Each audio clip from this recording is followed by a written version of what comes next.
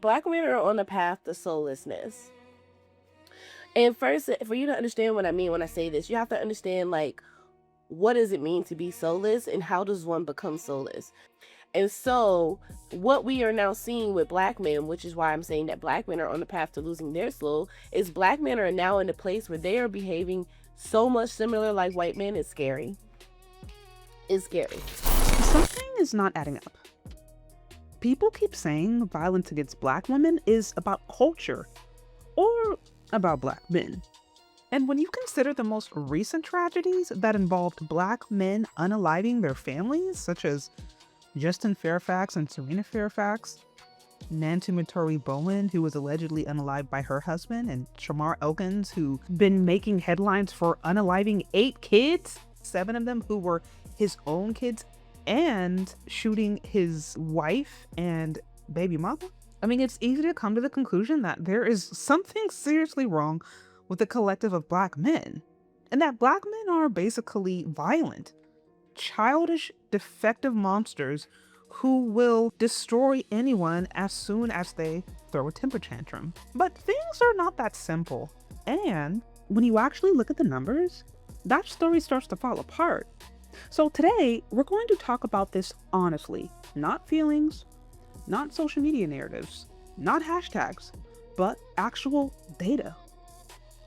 And this is in no way to make excuses for the violent crimes previously described, but it is, however, to level set expectations and to be very clear that we don't fall into stereotypes and narratives that are actually not true and don't address the real issue. Because when you zoom out, you start to see something a little deeper.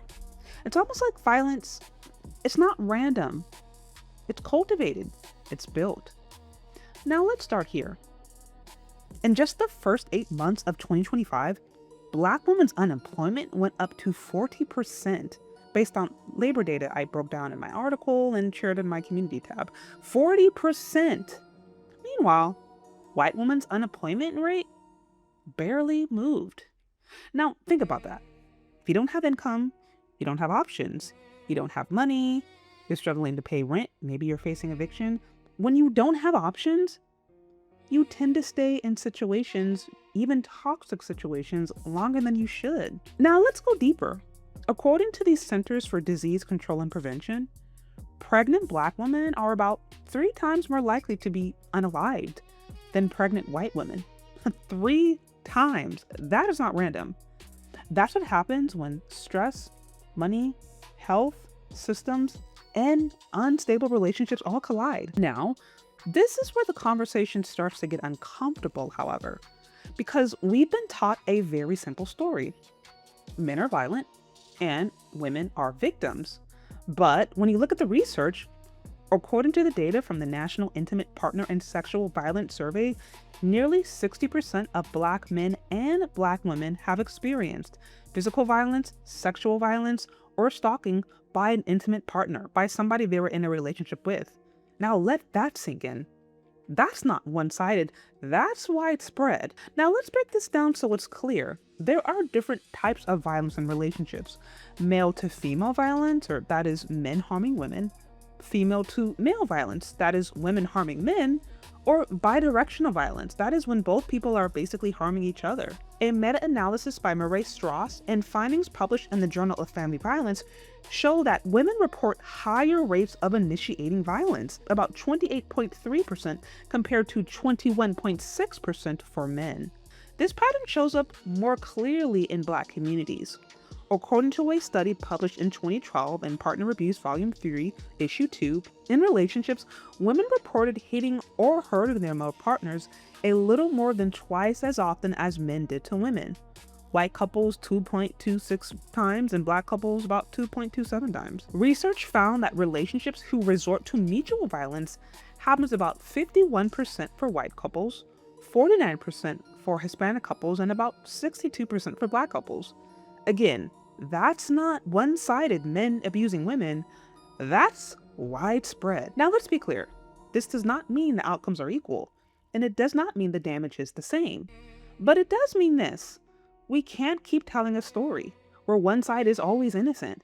and the other is always the problem because the data just does not support that. If we simplify the story, we destroy the solution. If women are always framed as victims, we ignore behaviors that escalate conflict. If men are always framed as the problem, we shut down real accountability and dialogue. And now we're not even solving anything.